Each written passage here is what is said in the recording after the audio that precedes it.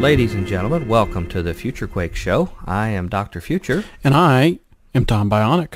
And we're back with another week and another great Future Quake show. And we've got a very famous guest. We've got Dr. Jerome Corsi. Yes, he's written a number of great books, including Unfit for Command. It was about John Kerry, the late great USA. And if you listen to any kind of talk radio, you're going to hear Dr. Corsi there. Yes. He's one of the most prolific guests that you'll find on any major national radio broadcast. And it's really an honor that he'll even come on our show. Yeah. Very schooled, very intelligent. Harvard graduate, PhD, political science, I believe. Right. And also a man of faith. And an expert insider on what goes on behind closed doors with national governments. And we're going to talk this week about the actions that not only are political but corporate people are doing to try to set up these supranational groups like what may evolve into a North American Union one day. And he is the point man. He's the guy. He's the heavy hitter exposing all this stuff. That's right. So with no further ado, we need to go catch that, and then we'll come back with a little discussion. So this is our first segment of the week of our interview with Dr. Corsi. Ladies and gentlemen, this is Dr. Future with Tom Bionic, and we have a very esteemed guest with us today to the Future Quake Show. Actually, someone who's returning. It's going to be his first visit to our newly formatted show here. Dr. Jerome Corsi, who has numerous titles, including author of the recent book, The Late Great USA. But I'm assuming a large part of our new audience here may be unfamiliar even with you and your tremendous work. And if you don't mind, Dr. Corsi, I'd like to just familiarize them briefly with your background and some of your accomplishments and experiences. Would that be all right? Sure, that'd be fine. Okay. Well, you correct me if I'm wrong here, but as I understand it, you've earned your Ph.D. in political science from Harvard, I believe a school I've heard of before. That's correct. You were even considered a 2008 presidential candidate by the Constitution Party. Really? Yeah, I declined to do it, but they did ask me. They were thinking about it. Well, it sounds like you had the same problems that I normally do. You have a higher power you answer to, right? Your wife?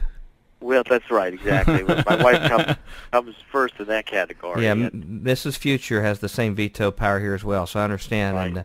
And we've had Dr. Baldwin on here on our show before a couple of times and plan to have him back, who is the actual Well, he candidate. has my support. Okay. Well, we've got that on the record here. But most importantly, other than being on just about every talk show of any major importance that you'll ever find on the radio or elsewhere, you are an author of a number of extremely provocative and popular books, including Unfit for Command, which had a huge impact on the previous presidential election in 2004. I read that book, yeah. You read it? Okay. It's very good. Black Oil Stranglehold, Atomic Iran, and your current bestseller, The Late Great USA. You also serve as a regular columnist for WorldNet Daily, one of the largest sources for news content on the web. And I've told you this before, and I want to tell our new listeners that I regard you as one of the most even-handed investigative reporters that are out there. You critique both the left and the right with what's going on. I consider you relatively unique in doing that. But you do very aggressive journalistic research, which you're going to share with us tonight, digging out all sorts of cutting-edge data. If it's right on the frontier of what's going on, Dr. Corsi will share it with us today. And you just find out all sorts of things about what's going on behind closed doors. You're not just simply providing commentary on the news, is the point I'm trying to make. You're actually out there finding news that's not reported elsewhere as it's happening and exposing it to us through your connections. Well, I'm now a staff reporter. I'm a staff reporter with WorldNet Daily. Okay. And if I'm not writing a book, I'm reporting on WorldNet Daily almost every day. Okay, all right. And we're also checking with your Deep Throat connections that you've got planted elsewhere in these areas, getting you your information, correct? Well, I get information everywhere I can. As long as it's valid information and I can verify it, I'm happy to go with it. Well, to get things started, I just want to make sure our listeners knew how prestigious a person that we have here, and what an opportunity we have here to get some very useful information this week from you. To start off our discussion, could you inform our audience a little bit about the collaborative actions of the last year or so by the presidents of the United States, Canada, and Mexico? And one such venture, I think, that started kicking these things off was called the Security and Prosperity Partnership. I know many of our listeners may not be familiar with all of any of this, so if you could very briefly just summarize what has transpired to lead us where we are today. What are these preliminary actions all about? What have they been up to? And are they related at all to some of the curious economic and immigration policies that we have now today by our government? Well, I started out, I wrote the book, The Late Great USA, and its subtitle is The Coming Merger with Mexico and Canada. And I started out with the question, we're 7 years into a war on terror, and yet we've got a wide open border with Mexico, and it really doesn't make any sense.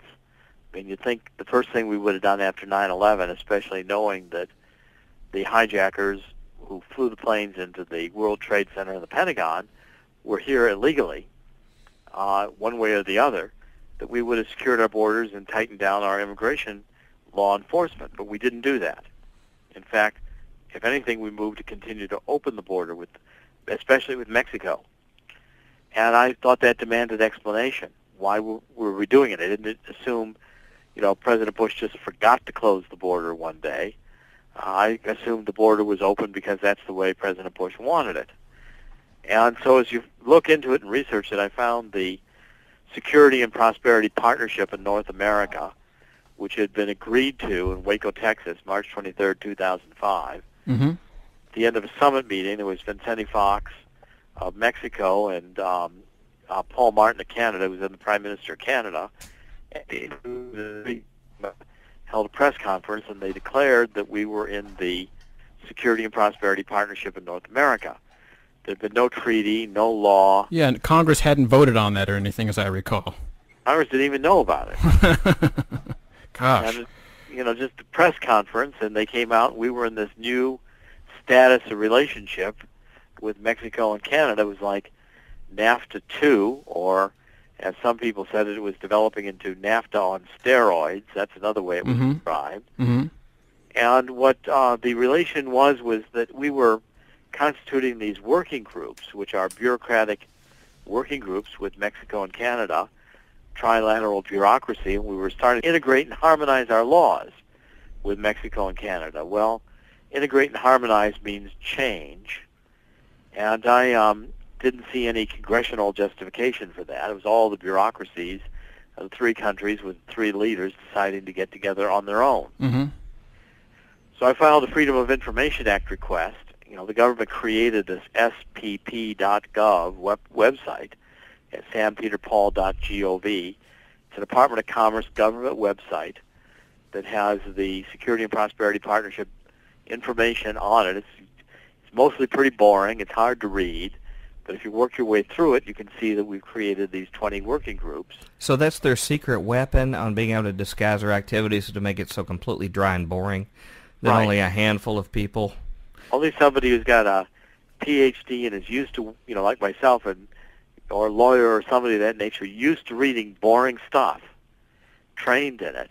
So their whole generation of dumbing us down in our education system and mindless TV has now worked to their benefit. SPP.gov is not like MTV. Okay. Well, then most of the public would not be interested in it. That is right. There's no American Idol on it. Yeah, okay. No Britney Spears. Oh, no, no yeah. Britney Spears, no football game, no baseball game, no playoffs. Yeah, you'll never get people interested that way. So anyway, so you dig in there, and what are you starting to find? Well, I submitted a Freedom of Information Act request, and I got 2,000 pages of more boring documents. And what they sent me, I published on page 81 of the book. They put in that pile the organizational charts of these working groups. I still today don't know how I got them. They're not published anywhere on the government websites. But these are the official organizational charts of the working groups. And so all the little boxes, the North American Transportation Working Group, the North American Food and Agricultural Working Group, the North American Energy Working Group, with top-level bureaucrats in each of the three countries. Well, they report to three cabinet secretaries. The one in the middle is Secretary of State Rice. She's at the top. And then the Prosperity Working Groups report to Secretary of Commerce Carlos Gutierrez. Prosperity ones, that's where they report, and the security ones then report to Chertoff in Homeland Security. Then the boxes report on up into the White House, and they go to the National Security Council and the Homeland Security Council, and then from there to the President. As the same exact organizational chart in Mexico and Canada, three heads of state in each of the three governments. And, if you can find a formal organizational chart of these working group bureaucrats structured, but that's not published anywhere, and it's a trilateral structure already in existence, we've got a shadow government the bureaucracy's created that exists they're not telling anybody about. So let me make sure I understand this. Somebody must have thought about this for a long, long, long time, and without any kind of approval, not only from the public, but even from their elected officials, this very, very detailed setup, obviously it's had a lot of corporate collaboration along with them for a long time. So we assume there's a money angle to all this. So they've put all this together for all this period of time. And let me guess, not only have they not told us, but not a member of the major news media has lifted much of a finger to try to get behind all this like you have. That's right. In fact, they just call it all a conspiracy theory, even though I've got 30 pages of footnotes in the book and refer to countless government websites where all this information is readily available. I'm just reporting back what the government reports. It's all out there to read. That's one of the reasons I think the book became a New York Times bestseller. So our press, which is supposed to be the guardian to keep our elected officials honest, to look out for the public interest, and to be able to hold them accountable, is either asleep at the wheel and not doing their job, or possibly somehow in collusion, like they can be shown in other areas. How can you explain why they've not covered this further? And if so, have any of the major mainstream media discussed your book with you, and what are their comments on what you expose? Well, about the only reason to get a New York Times anymore is if you've got a dog.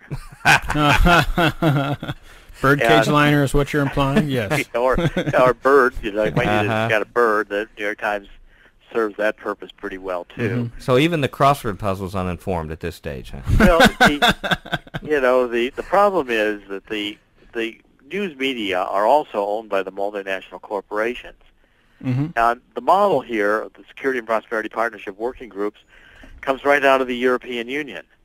The European Union has working groups from the various countries that the bureaucrats constitute in Brussels and Luxembourg, and they run everything. They tell the legislators what laws they can pass and what laws they can't pass. Now, that's the structure of a shadow government, a multinational regional shadow government that's just adopted here. Then the only consultants that they constitute for the working groups is what's called the North American Competitiveness Council, and that's 30 multinational corporations in North America, the three countries, chosen by the chambers of commerce in each of the three countries. Again, no voting on who's the members. The North American Competitiveness Council, when the Security and Prosperity Partnership working groups get together, like in the annual Security and Prosperity Partnership Summit meeting. There's one in August in 2007 in Montebello, Quebec, and the last one was held last month in New Orleans. So the North American Competitiveness Council goes to those meetings, and they meet behind closed doors with the working group bureaucrats. Well, we in the press, I go to those meetings, and you get to say in the press pool and play video golf. Well, the North American Competitiveness Council, multinational businesses meet behind closed doors with the leaders and the bureaucrats, and they change the laws and regulations. So no reporting to the press at all, no transparency. It's almost like what happened with Obama when they kidnapped all those officials and kept them on the plane while they did a head fake. Well, the press is just not involved in the press is there to report on what the government wants reported. Right. Right. Not there to be investigative or to dig or to ask questions or to, really find out what's going on. There's not a watchdog. It's just, a public reporting service. Once you understand that you are being carefully dispensed information by our major media, that sounds so conspiratorial. Well, even David Rockefeller thanked, I believe it was CNN and the Times and Fox News Network for he did. The complicity in for attending his meetings and learning, but not reporting on them. Yes, exactly. Right. And in fact, there was a recent exposure of documents that came out. I know you know this better than me, Dr. Corsi, that showed a Pentagon plan to carefully plant retired military members, high-level officials with our media that would promote a certain agenda, the government-wanted agenda. And that was done in like 1948, right? Well, I mean, this is just recently. I'm talking about recently up to the war. Oh. The government would like to have, and media, there just to tell the story they want told.